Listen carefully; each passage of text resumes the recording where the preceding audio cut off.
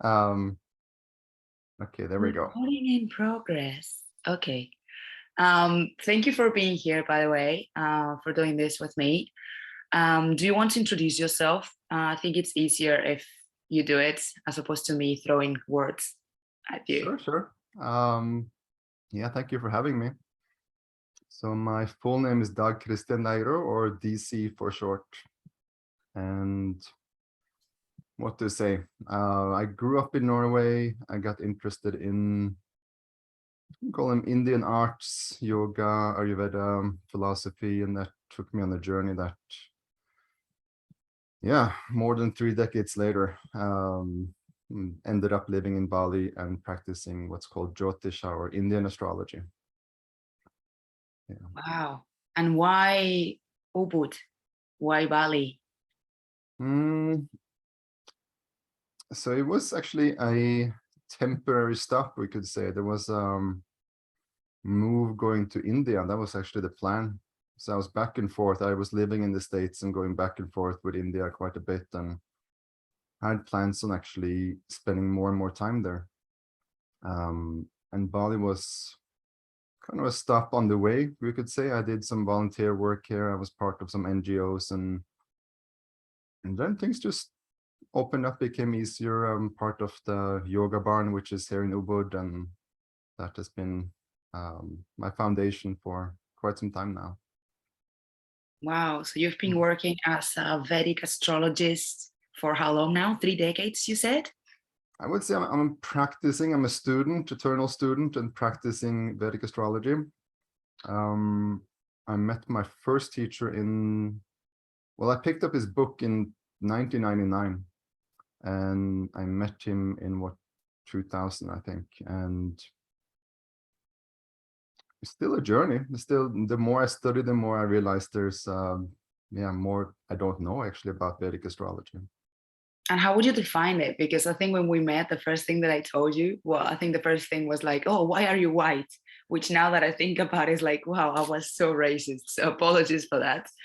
But it was that I don't really believe in astrology, just because the Western astrology portrays reading based on stars that are no longer there, and the science behind every time that they wanted to prove how accurate like astrology is with they test with sports, the physical, I don't know, athletes with Mars. They could not replicate any of these tests to actually get some sort of like laws or rules, and that's why it cannot be proved as a science. And so how is the Vedic astrology different, and why do you believe in astrology? Like, I want to know your point of view and your perspective, your knowledge, and what I'm missing. That's a great question. I don't know if I can say I believe in it. Okay. There's something in Indian terminology called Shraddha, which can be translated to faith.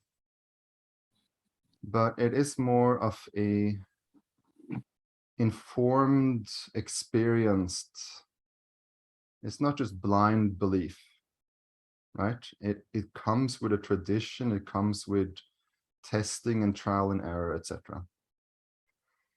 So I don't know if I can say I believe in it. I actually consider myself an open-minded skeptic. And doing, quote unquote, astrology seems very strange for that. Now, in Western, we separate the terms astronomy and astrology. Mm-hmm. So indeed, you're right. There is strong difference in Western science of what is true, scientific, NASA certified, objective. Here we can see there are planets, there is a science, this is astronomy. And then on the other side, it seems to be very opposite of something that's not very grounded and, strange stuff of astrology. I cannot speak for Western astrology because I never studied it. It was Greek to me. I never got it. When it comes to Jyotisha, which means the science of light, it's actually a term that includes astronomy and astrology. Okay. So that art, that science, and it is a science and an art. Most people who go deep into science, they will come to a place where, yeah, there is science, but there's also an art to it. And as far as I know, in the old world, even in Arabic cultures, etc., the study of astronomy and astrology was the same school. So they Okay. start off in Jyotisha with the first step or the first limb. There's 6 different limbs called shadangas. And that first step, the first 2 steps, is pure objective, NASA certified astronomy. And then it starts to go more into the subtle. So it goes from the very objective scientific into more and more subtle. But it comes from that it's been observed, it's been calculated, it's been experienced over and over, that there are seasons in life. That is pretty scientific. There's a summer season, there's a winter season, and that affects nature. So next level might be to see that, hey, there are lunar phases, there are full moon, new moon. And if people are close to nature, people who are surfers, they know quite well when it's a full moon or a new moon. Or people who are fishermen, they see that there are bigger waves and the tides are greater. And even that can be extended into more subtle things, like farmers in the old days. They would follow a solar lunar almanac to know when to plant the seeds according to solar lunar cycles. And of course, that makes sense on the seasons, right? But then now I've heard stories from people in pharmaceutical companies that they're finding that certain plants have higher. So of course, it makes sense that if you want to extract the leaves and you want to take the alkaloids of certain leaves, that maybe in the early morning before the sun is burning those leaves and drying them out, maybe there's more juice in them, right? In the early morning. But in the lunar cycles, they're also finding that there's higher extraction that can be made of certain alkaloids from those medicinal plants. Now, all that knowledge was there in the old days, from even farmers in America would have a farmer's almanac, and definitely people who were close to nature, like old, medicine women, etc. They would know on certain full moons, then you go out and you harvest these herbs because then the magic is higher in them, right? So there's a subtle science in that level. But when it comes to that next step of translating into how can these planetary cycles, how can the sun, the moon, and other planets influence a human? It is a big step into the art. Yeah. So Jyotisha means signs of light,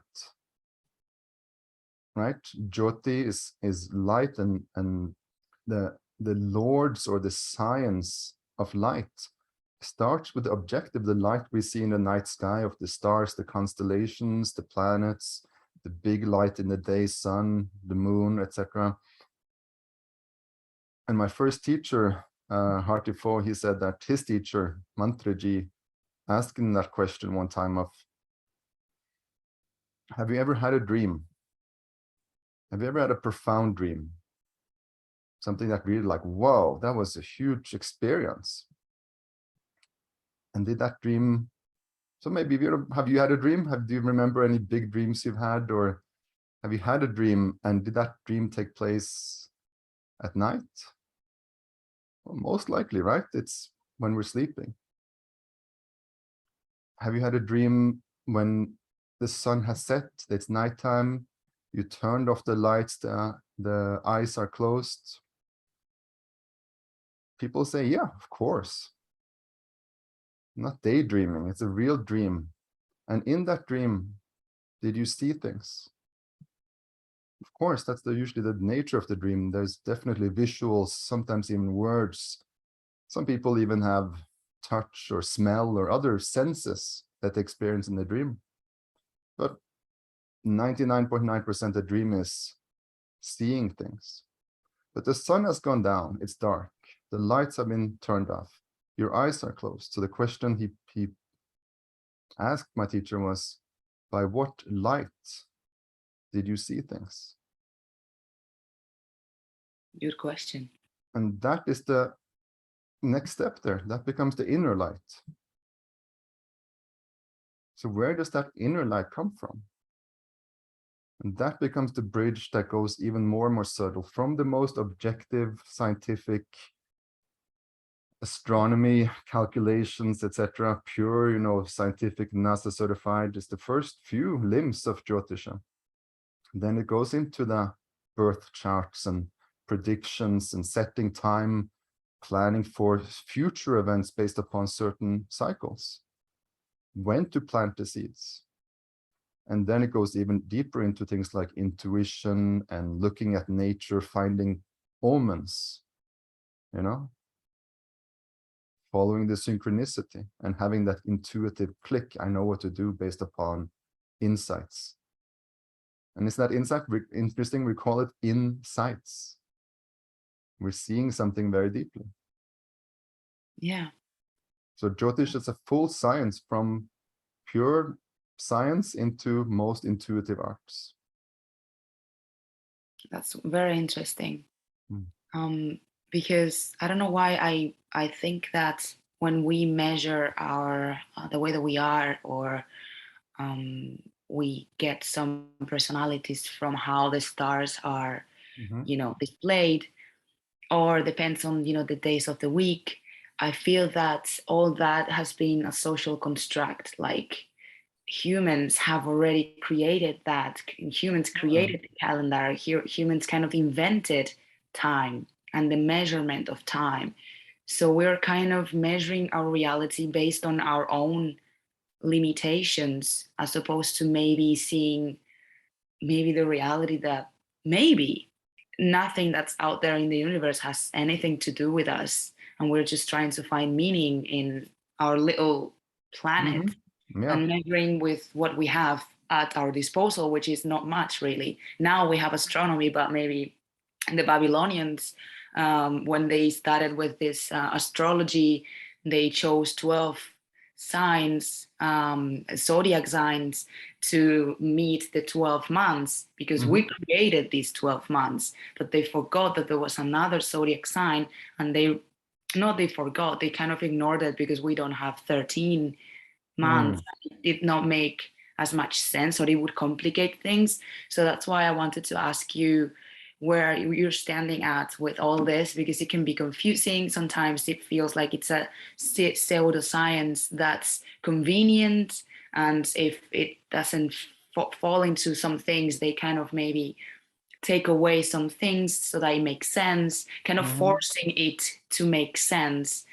And I want to ask you, where are you standing at with all this? Because I think it's a genuine question that I have, because some things do resonate with me when you, on the conversation that we had before, some things did quite resonate, but I don't understand why resonate, because if you see at science, there's, we are creating our reality with our tools. We're measuring with what we have, Yeah. We are measuring what we have. That's true. Now, okay, where do I stand? If you want to share, of course. You don't have to. Great questions, deep stuff. For me, a foundation, the way that I grew up, foundation was nature. So my mother used to say that her mother, my grandfather, he would go into nature to pray. That was his temple, so to speak. He would have a beautiful garden, and my family would always, summer and winters, we would go for long journeys in nature. And a lot of mystical, deep connections I remember from childhood. So I consider my primary religion to be nature. And what I mean by religion, I mean a spiritual connection, a type of tool, a vehicle, a way to connect. And religion actually not different than yoga in that sense of bridging. So what do we create and what do we measure? I don't know if I can say that humans have created time. I don't even know what time is. I can say I know what time it is based upon a clock that we have created, a way to measure time.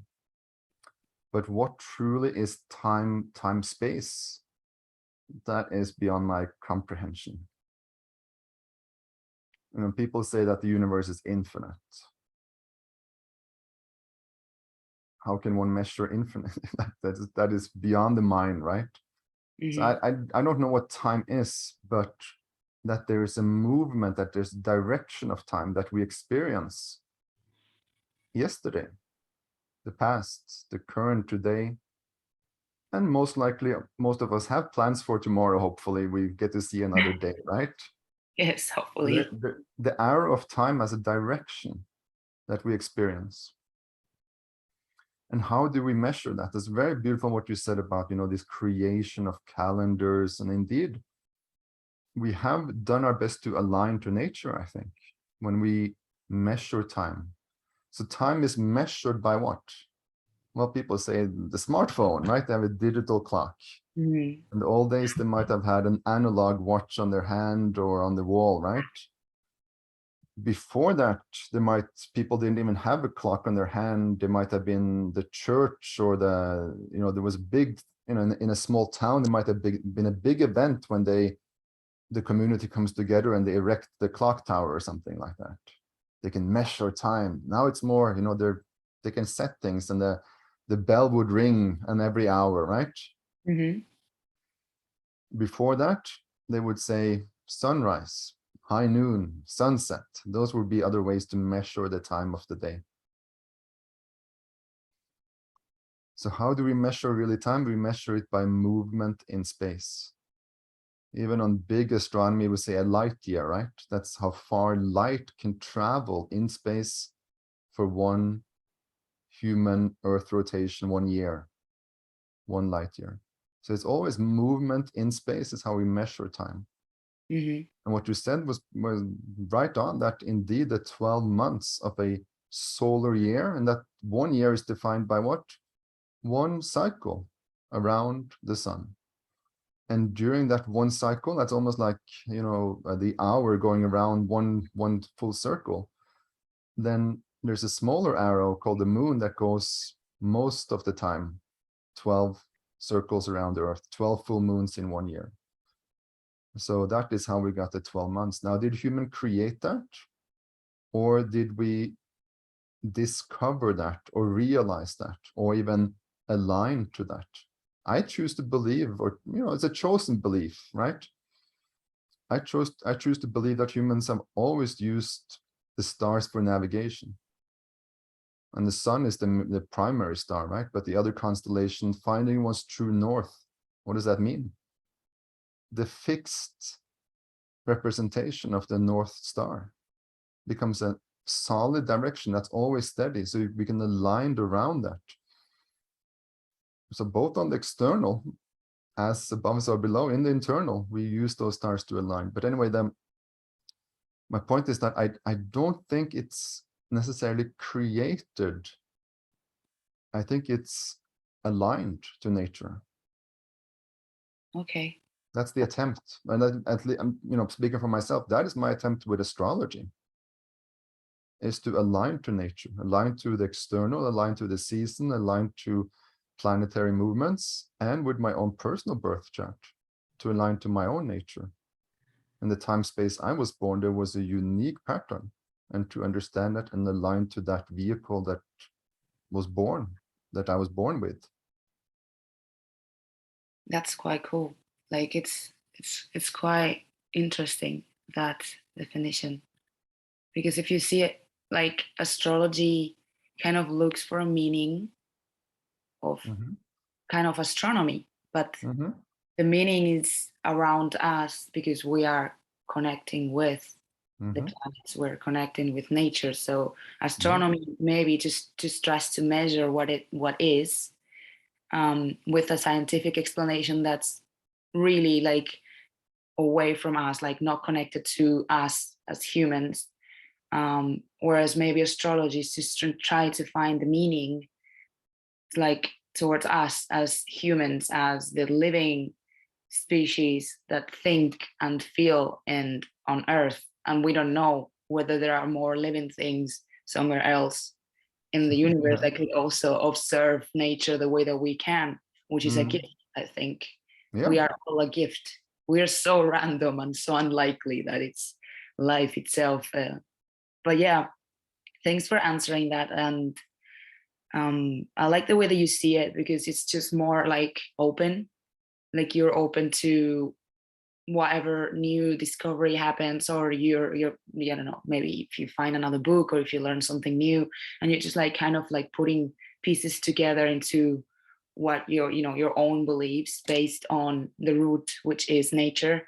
And I think nature already is, we cannot not prove it, like it's Hmm. already there, so it's a reality.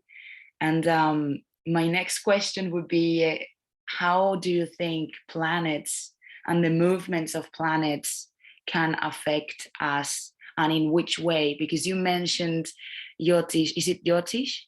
Jyotisha, or Okay, Jyotish for short. That's more the Hindi, but the Sanskrit is Jyotisha.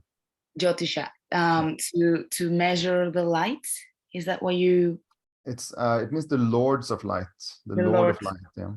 Okay. So how does that going to play with planets, with how they move and how it affects us as humans, like maybe our light or our thoughts, our emotions? How can be all influenced by the planets and by our surroundings? If you want to, like, I Yeah. like your opinion. So, It's quite interesting. It's just like so the scientific reasoning becomes a bit tricky. There's been attempts, like you said, of proving it or disproving it. Mhm. I know if there is a story from, I'm not sure if it was 1970s or 80s or something, more in a Western context of, I think it was a French insurance agent or someone like that, or someone who really set out to debunk Western astrology. Mhm. And he did research and eventually came to that he started to actually believe in it. He started to see there are patterns here. And there's been attempts from certain insurance companies to see, are certain people more prone to accidents or not, so they can give different premiums to certain star signs in Western. But yeah, so it is tricky. It's very tricky to make that into modern Western science. It's a tricky thing. What is science? So part of my background was to study Indian medicine, Ayurveda. Now, is that a science? Veda means wisdom, knowledge, and science, and Ayu means life. So Ayurveda means the science of light. Life, I mean, sorry. Jyotisha is the science of light. Ayurveda is the science of life. If you go on Wikipedia and you look up Ayurveda, it will say it's a pseudoscience. Wikipedia, most likely based upon Western model, Western people who wrote that, a collaboration of different people. They get to, check each other. So if I go in and I believe that Ayurveda is a science, and I try to edit that Wikipedia article, most likely the community is going to say, no, no, no.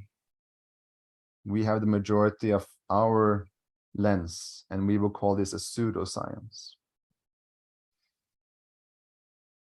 But they come in with a very different perspective, right? A Western mindset is different than an ancient Eastern mindset. So who defines what is science? What tools do they have? What background, etc.? Ayurveda talks about forces of nature, elements that are 5 from space, air, water, fire, and earth. Same thing in Chinese medicine, 5 elements, but different. Western medicine, pure rock, logic, solid, hardcore elements that are categorized in the periodic table. 118 of them. Bam, this is science. We can prove it. in Ayurveda, they talk about forces of nature, that they relate to the elements, but they're not just physical. So from the Eastern perspective of there's an energy body, like in acupuncture. There's energy flow, there's channels, there are places in the body you can put a needle between your toes and it affects the chi of the liver. Is that a science? Does that work? How does it work? It's a subtle science. So the Chinese doctor will be like, yeah, don't you feel it? Don't you get it? Are you not aware that you have a chi, that you have energy, that you have this field that's more subtle than a physical, hard, dense body? Western medicine don't really recognize that. Western medicine, amazing on understanding the physical anatomy, but they cannot really understand with their lens, with their perspective, the science of acupuncture. So they're trying to measure, does acupuncture work on the physical and how does it work? So it's a different perspective, right? What is the mindset? I don't know if it will ever be possible to use Western mindset and that scientific lens to prove astrology.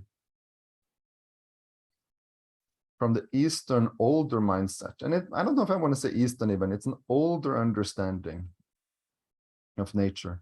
So in modern context, we see time as linear, like an arrow, a digital clock, and it's 2022 and then 2023. In the old world, it's more like a cycle,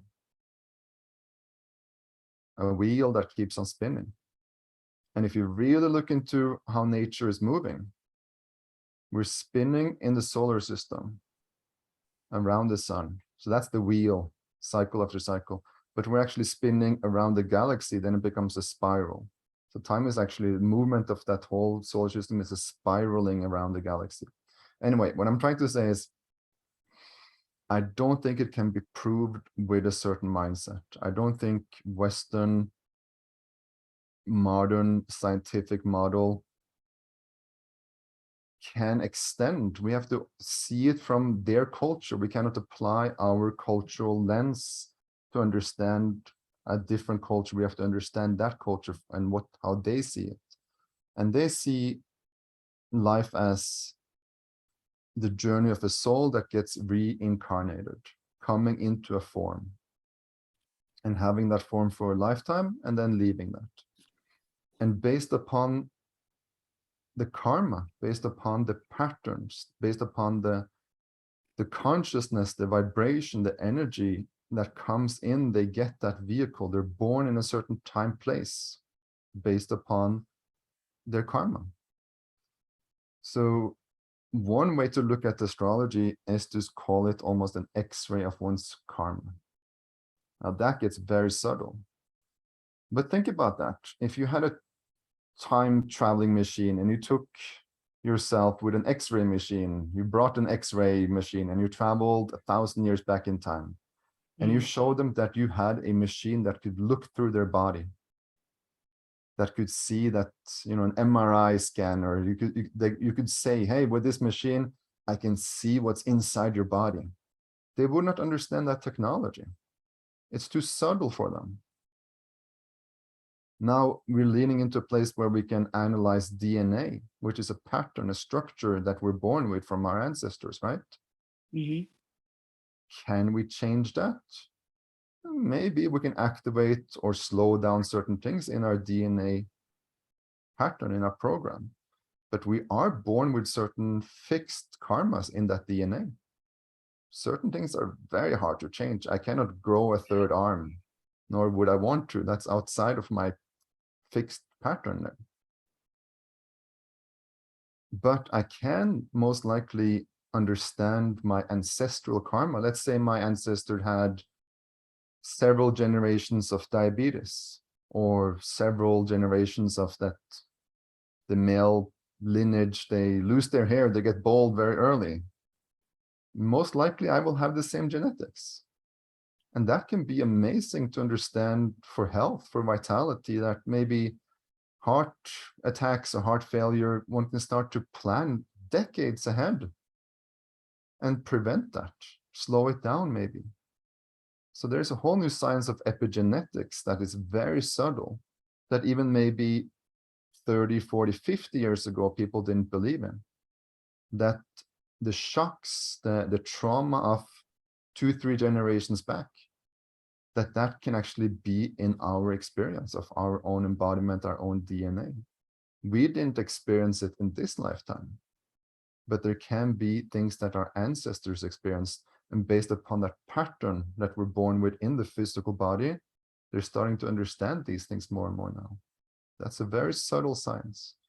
So from, extending the mind, is it possible that astrology actually can be a very subtle science to understand the X-ray of one's karma, of one's spirit or soul? Now that's a very subtle science to understand the soul. And I Yeah. don't think that can be measured with microscopes. No. But maybe we have the microscope to look deep down, even to the level of DNA. We have telescopes to look out into astronomy. Maybe actually a horoscope can be used as a way to understand our soul's, our spirit's journey in this lifetime. Yeah, I think one of the main reasons why there's so much rejection towards natural science, I'd like to call it nature science, it's because you cannot really, it just comes from a unity. So it feels like, the old, as you said, like, the older ways, culture, it all comes from one thing. Like religion is the same as spirituality, and it's the same as medicine, and it's the same as psychology. The body, the mind, the soul, and all three are the same. Whereas I feel that in the Western culture, we have separated them to measure and analyze them separately. And so I feel that it might be harder for someone coming from the Western culture to actually try to grasp what's underneath the Eastern ways or the old ways, only because, like, if you get religion in the mix and someone that is not religious, not necessarily, like, there are a lot of scientists who are also religious, because you need faith. Like, science doesn't give you faith. Science is not there to please us or to make us feel good. Science is science. Numbers are numbers, whether you like them or not. But I think if you mix religion with science as if it was one thing, and some religion, like the Hindu, like in India, is so different from the Hindu in Bali. So even within the realm of, the religion, they have changes that, according, that, I don't know, I think adapted to who they are and how they live, that are more like themselves. Like, Balinese don't, they believe in karma, like certain things are the same, but others are different. So you cannot actually extrapolate that or take it as a certainty to apply to all the Hindu religion. And so if that is seen through different lenses within the same religion, and taken that everything is one, religion is also science, is also the body, is also the mind, then how many other changes are there going to be when measuring these parts of our human condition that become one? It feels that you cannot, you cannot rely on it. Like, science is just, as you said, is science. You have one law. If 1 + 1 is 1 + 1, if you go to another country, the numbers are going to still be the same. So it gives us kind of like, not faith, not hope, but some certainties that I think humans also need in this kind of existence. We don't know why we are here. What do you think about that? About the fact that mixing maybe religion with how, like, the chi, you mentioned the chi. I don't think a lot of people know about chi. If you want to maybe elaborate on that one as well, because for some cultures it's called chi. For Star Wars is the Force. So, like, different ways of actually maybe describing the same thing. And maybe in Western culture we have something for that as well, but we don't know the name yet, or it's maybe blood or DNA, as you said, like something that's also flowing and fluctuating inside of us. Sorry, like I was just like thinking while you were talking, I'm like, oh, okay, but what, sorry. Off you go. No, it's okay. Western old world culture did have the same understanding. In fact, it's very similar. Older, especially Northern European culture, is very much aligned to Vedic culture in many ways. The 5 elements, the different types of people, not the caste system per se, but the abilities of certain people that are categorized, their natural positions in society, etc. And indeed, the understanding of chi or prana or life force was very much there. It's actually where we get the name Megan from, is Megin. There are older Northern European terms that relate to the same chi, life force, energy. And it's very much in our language, inspired, expired.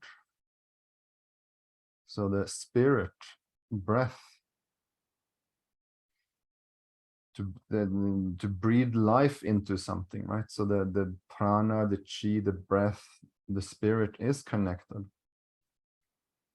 And I do believe the change that became just a very hard, if you see it, if you can see it, then it's there. You have to prove it.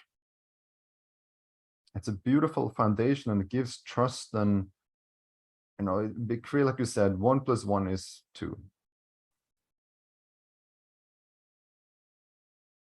But is that always true?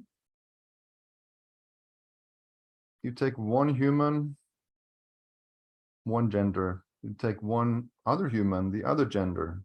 You put them together, and maybe 9 months later, there's 3 people. Is 1 + 1 2? That happens to suddenly be 3 people there. What is that life force? What is that new chi breath that comes in between and creates new life? I don't think we are that smart. The intelligence of human beings, our logic and our scientific models, we can think a lot, we can do a lot, but we cannot even digest our own lunch without relying upon nature. That capacity of nature to create life and to sustain us, the breath, that is nature and a deeper intelligence than what we have in our heads, I think. So I don't know where I'm going with this, but me personally, I don't need to prove it with the Western model of how astrology works. Mm-hmm. But I'm an open-minded skeptic. So I will test it over time, and I will see, hey, these patterns seems to work. I don't need them to work 99.99% of the time, but if they work 80% of the time, it gives me enough information for what is probable. So science on a subtle level always becomes an art. They're doing certain tests and they will say, most likely this indicates something. They get more factors and then they say, we're 90% certain. But is it determined? Is it absolutely fixed? Not really. There is always a variety, and there's always random things, and it's more a science of what is probable. So when I look at a chart, I don't say that this is necessarily fixed, but if there's a lot of confluences that are pushing everything in one direction, then I will say that most probably this is the outcome. And that can be a gift to understand and to align to, that those abilities are there in the vehicle for a person. And over time, like my first teacher said, he said, it's like, you don't have to believe it or trust it, but practice it. And over time, you see that there is a pattern. And then starting to say, hey, based upon these patterns, most likely this chart is going to express in this way. And that can be, right, it can be positive, neutral, or negative even. But even that information of the negative can be a gift to know ahead of time. So it's an art based upon science. And I hear your question is beautiful of trying to grasp and get something concrete, something to trust. I think that is part of that human mindset of creating science and creating things that we can work within a certain framework. But I don't think we can be masters of that framework and control it. That becomes maybe too of a trying to force our will onto nature, but nature is greater than us. So there's a saying coming through from the teachers of Robert Svoboda, it's better to align to nature before nature aligns us. And to learn one's own nature, learning one's own DNA, understanding that and aligning to that. People are doing that now, of changing their diets based upon, understanding of science that has seen, again, pattern recognition tested over time, and seeing that, hey, this diet seems to be working best for these people, and no different than, again, pattern recognition of many generations of, hey, it seems like your family has a history of having high cholesterol. Maybe we need to create a diet and a lifestyle so we prevent that from happening in you, and you can have a healthy, thriving life longer than your ancestry.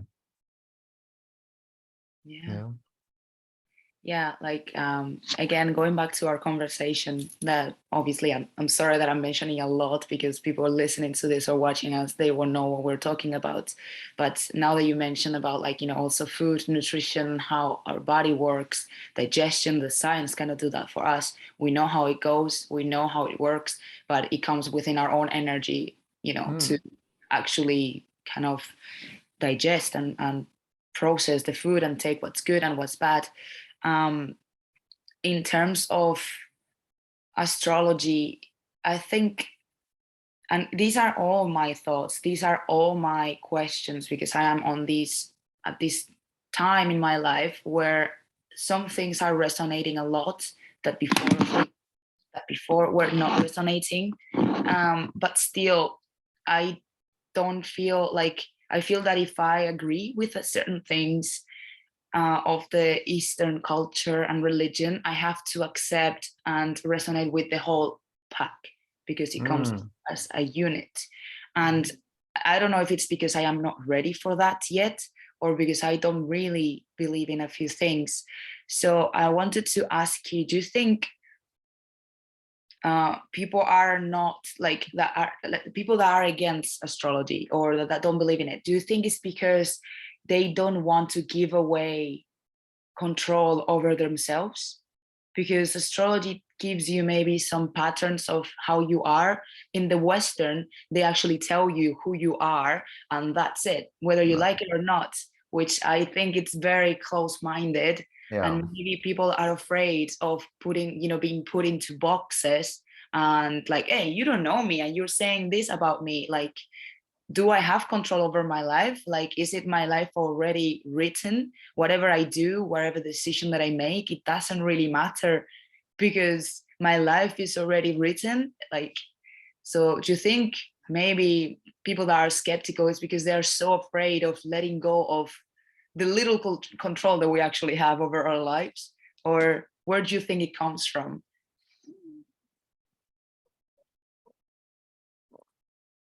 That's definitely a part of it, absolutely.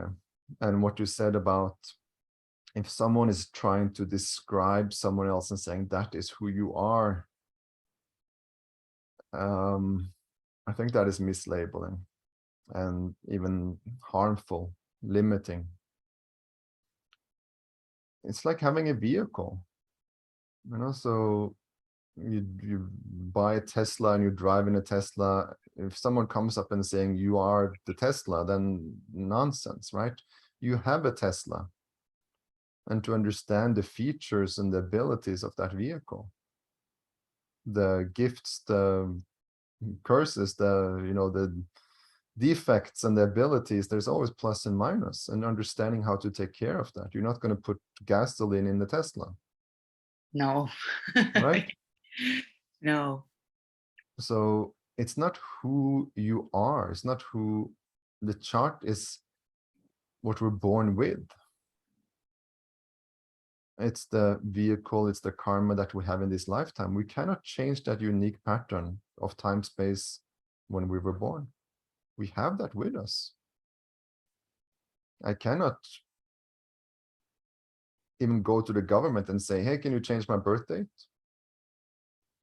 There has to be a solid anchor. That is reality. That is truth. This person was born in this place at that date on that time. Click. Mm-hmm. And based upon that unique pattern that was in place at that time space, that is the vehicle they have for this lifetime. It's not who they are. So I don't like the limitation of putting people into 12 different solar signs and saying they are that. It becomes very limited and judgmental, and people usually have preference for this and that and will judge and evaluate. I don't think that's a healthy use of the tool of astrology. So I consider, again, it's a tool for alignment to something greater. And a tool can be, is a knife a good or bad? Yeah, depends on how you use it. Yeah. Yeah. It can be very healing for a surgeon to be able to, precision with that knife and heal. Or it can be completely horrible on the other side of how it's used. So for me, religion and these arts are tools. And spirituality is different. So in astrology, we have the 9th house for dharma, and we could say religion. That's the order, the structuring, and that will be different in different cultures for different people. So that, you mentioned Hinduism, it's such a broad term. And it's actually a term that kind of comes from the outside. It was not really the, even Native Americans, they were labeled as Indians by foreigners that came and, put labels on, very strange label.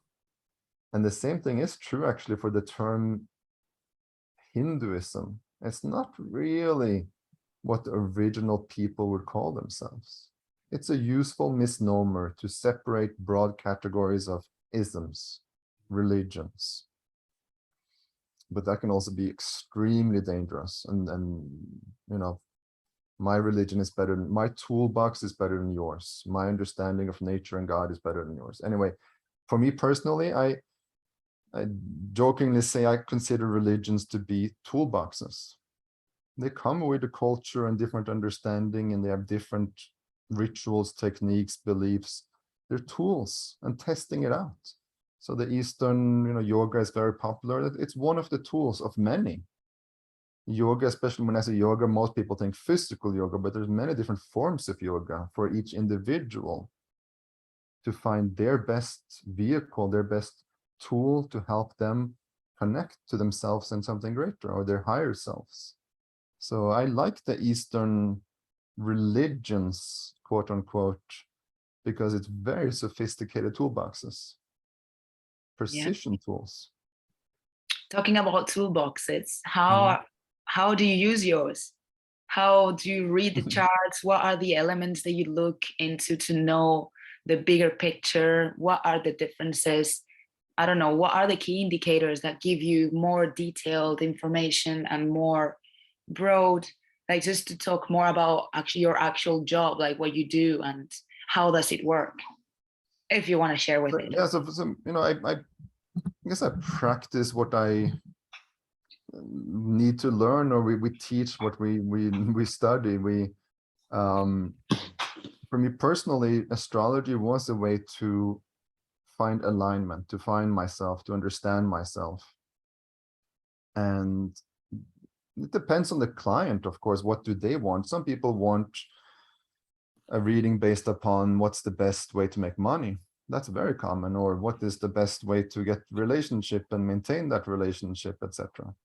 But for me personally, it's always been about my connection to my own nature, connection to greater nature, and to have astrology as a tool to both find that and trust that. And it can give on a, Western model is very psychological based. So a lot of times that is a very quick way to understand the deeper patterns and starting to work with what is the best expression of those patterns and develop trust in that it's okay. Some people are born with certain capacities that might be very different than their family or their culture, and they're trying to find themselves. So I like to say that there's no one who can tell anyone who they are, and I don't think it's healthy even when that kind of power dynamic takes place. So from my own personal preference, in a way, using astrology is a way to give reflection and explain. I don't know the client, I don't know the person, and what I can do my best is to read a map that this person was born with.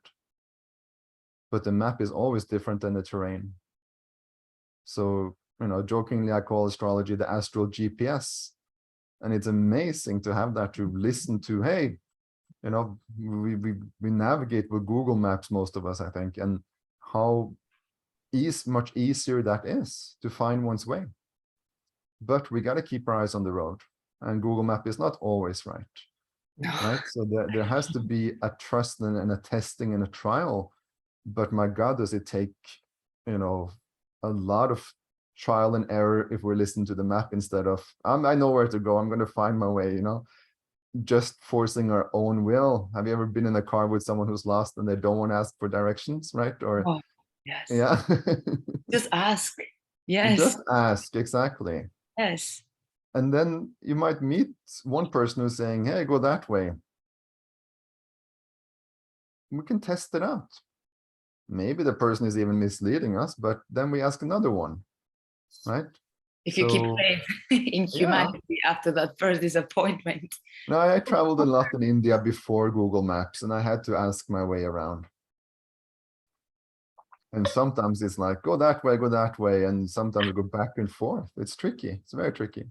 Actually, I remember one time, in 90-something, I was in, I think, Bangalore or something. Anyway, I'm got my backpack, and I'm walking, and I'm asking two guys on a motorcycle, where's the train station?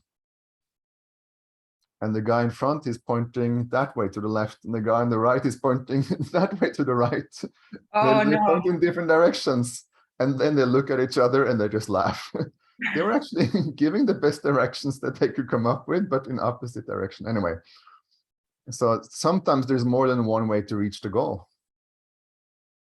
It's not always have to go in that direction. But anyway, the way that I use astrology is to create a narrative to see, hey, this is the map. This is the best way I can see it currently.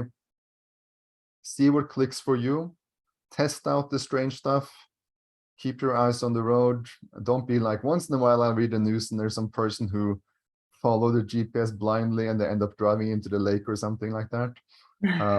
We have to use our intelligence and our feet on the ground, but no different than Google Maps. Sometimes, my God, can it save us a lot of time and effort to get a bit of direction there.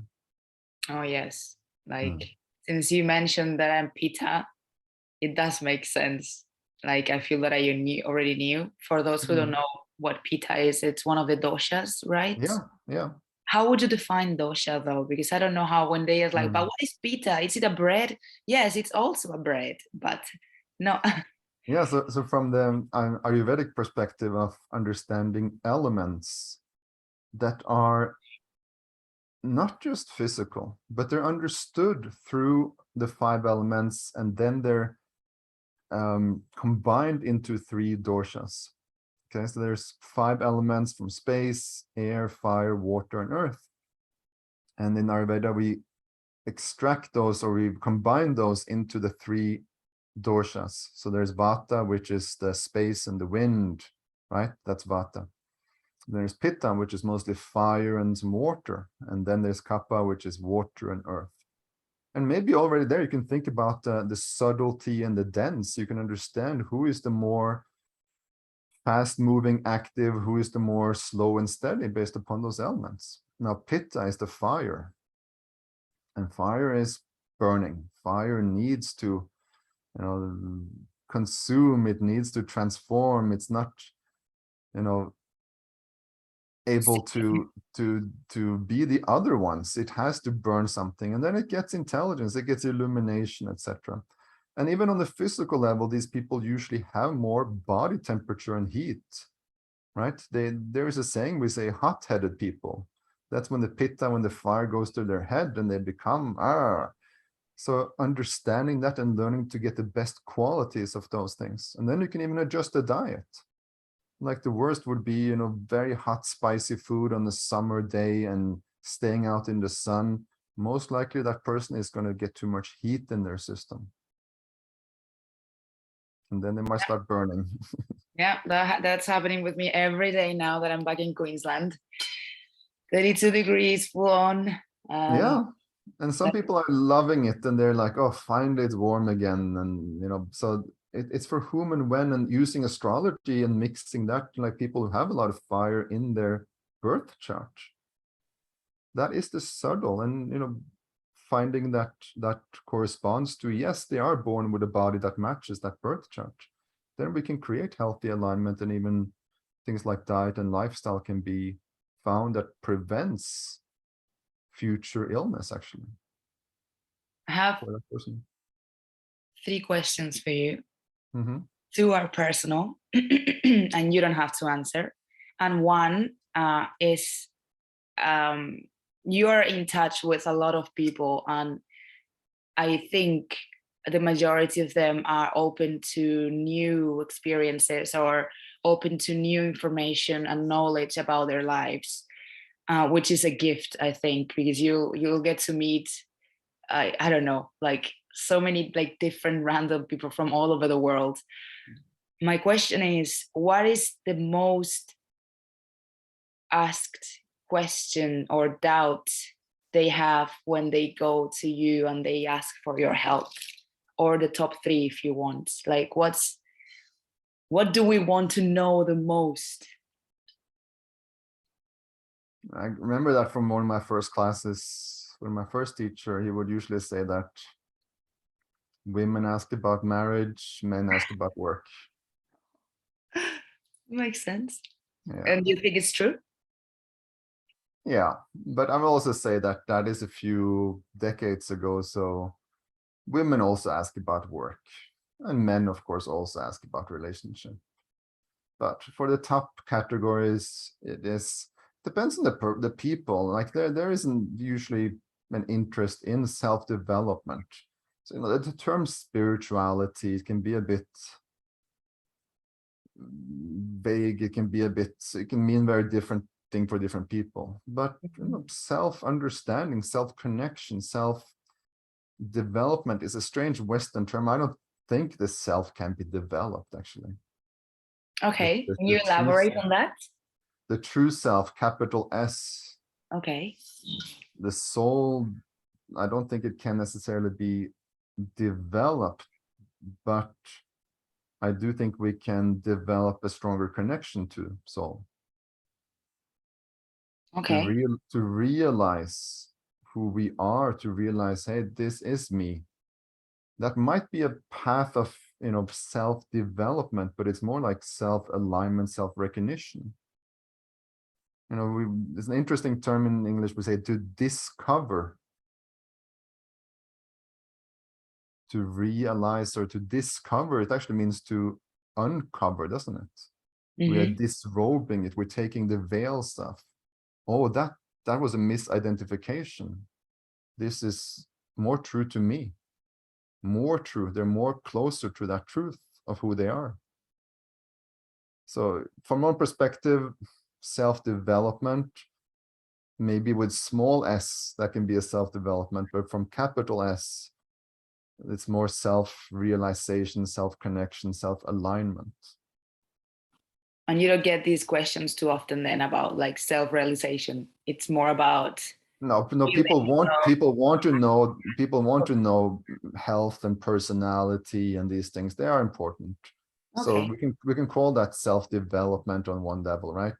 It's not that the term is wrong, it depends on perspective. Okay. Yeah, but to find oneself, to be more true to oneself, people want to know that. Why are they born? So one way to look at it is like, if indeed the horoscope is an X-ray, quote unquote, of the karma, then we could say that it's part of the vehicle we have in this lifetime. It's to learn that and to trust that and drive it the best way, to find one's way, to find one's place. So another way I like to think about it, and it's a chosen belief, that this earth is a school. To be reborn into this plane, to learn, to grow, to experience. Regardless what we do, we will have an experience. And choosing to believe in a certain way that this earth is a school, then it's very tricky to go to school without understanding what we're here to learn. We don't know the curriculum. Yeah. So another way to look at the chart is, hey, what is the curriculum of this lifetime? What is the spirit that becomes the soul, that becomes the mind, that becomes the body? What is the reason for that? What is the purpose, and what is it supposed to be, this journey to learn about? So there's the mundane, that is the work in the family, marriage, kids, income, profit, health, personality. And then there's the more subtle of, hey, what am I doing here? Why was I born? Big question. Yeah. What has it been like the biggest challenge in your life, if you want to share? Biggest challenge in my life? Wow. Good question. And using my chart, actually, I would say that there is a strong need for alignment. Like I said, the connection to nature gave a certain foundation in childhood, and to trust that more, to using my chart, understanding my own lesson, deep uncertainty, fear, anxiety, finding myself in that deep nature is part of my journey, in my chart and in my life. So what is the biggest challenge in that? I think one of the yogic philosophy will describe these difficulties, kleshas, or the things that hinder our path. And it will usually be things like, fear, ignorance, raga, dvesha, it gets a bit out there. It's a bit maybe too abstract, but the challenge is actually still that I think the curse is the blessing, so to speak. So that is the journey that has brought me to this place of my own alignment and trust in that. Yeah. Interesting. Yeah, I would say many challenges. I don't know which one is the biggest, and they keep changing every decade, so to speak. Fair enough. Yeah, but challenges are the places where the wheel is spinning, so to speak. It's in the mud, and I can't move as I'm spinning in this challenge. And to fully embrace that and trust that and understand that that is part of the curriculum, that becomes, a gift and a realization. Then we move forward. Yeah, otherwise you get stuck in the mud. Yeah. Forever and ever. And then that is the root of everything, is ignorance.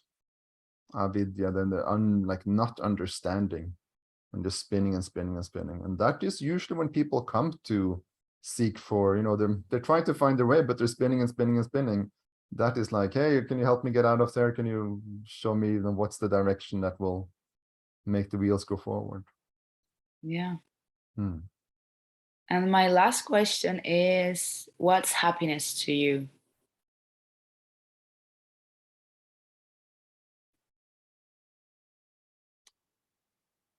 My mind goes to maybe to that happiness is the source or the foundation, actually.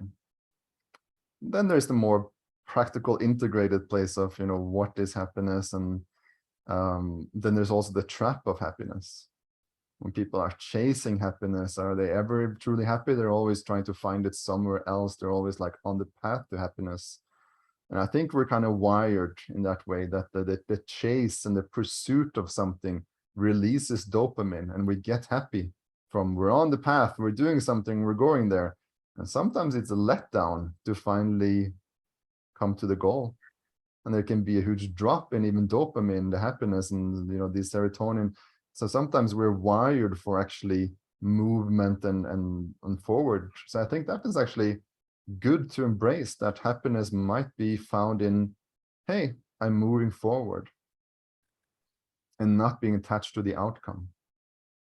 And that's karma yoga, is like in renouncing the fruits of one's labor, trusting that, hey, I'm here to do this work, but I surrender the fruit of that work. I'm not attached to this. And for many people, they find that when they finally create a huge business, they've been happy. Yeah, it's going upwards, it's going great. Hey, we're getting close to selling it, or the IPO, and wow, we're done.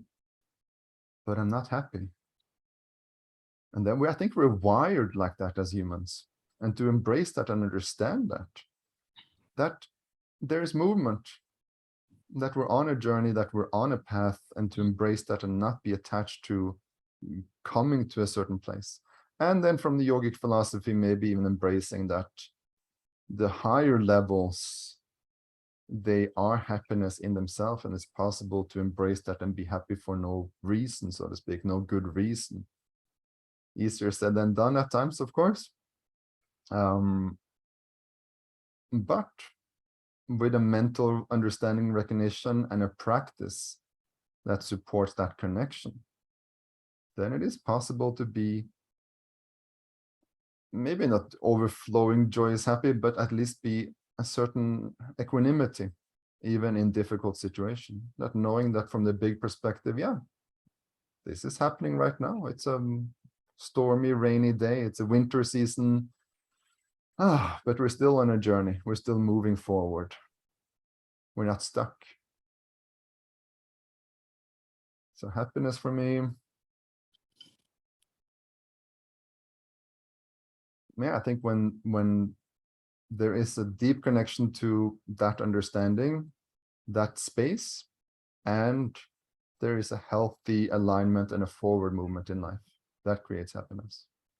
And of course, as a human, I do many other things that support that. I make sure I, get enough sunlight, get exercise, eat healthy. It's a lot easier to be happy if, my body and physical health are tied with emotions. If I'm not feeling good physically, then often my emotions go down and I'm not happy. So health is a huge part of that. In Ayurveda, one of the definitions of health is that the doshas, which is, we didn't really define that, but it's these forces, when they are balanced, when we're balanced in our elements, it's not funny we say that in English too, we're in our element, right? We have that alignment. Then we're happy. If we're not in a good space and not in alignment, we're misaligned. So being in alignment with having the balance of the elements and the vitality and our tissues and the physiology, that these things are flowing and moving, that is the first definition. And then the second definition is that there's a pleasant balance, or a satisfied equanimity between the senses of the body, the mind, and the spirit. That's the one very profound definition in Ayurveda of what health is. And the other side, Dr. Lad, my first Ayurvedic teacher, would say that The opposite of health is dis-ease. And that's not just an illness, disease, that is the not being at ease, right? Yeah. Not being comfortable in one's element. Then we're misaligned. Then we're not happy. Yeah. Well, like, it's almost time. Have you checked? Like, it went by so fast. Yeah. Is there anything that you would like to say, add, whatever comes to you, or no more questions on my part? So Staying curious. And that question of, where does that light come from?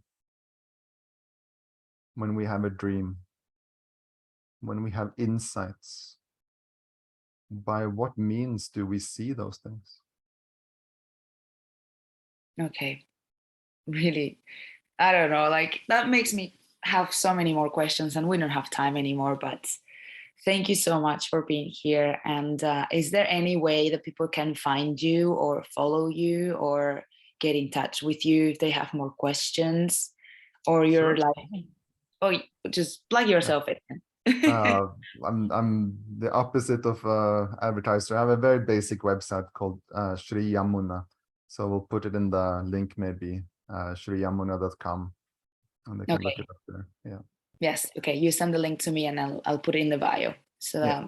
guys, if you have any questions for him, if you want him to read your astrology chart, you have to go to Ubud, to Bali, or do you do it? Oh, you can do it I online. work through Yoga Barn, but there's also online. So on the website, you can see the available schedule there for online Zoom sessions.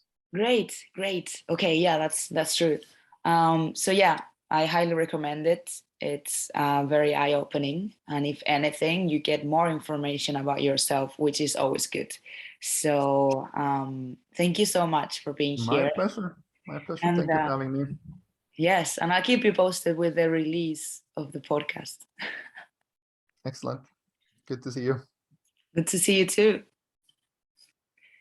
How do you cancel this? Oh, I've not been recording, have I? I've recorded everything, so Ah, stop. okay. I thought it was me recording the thing.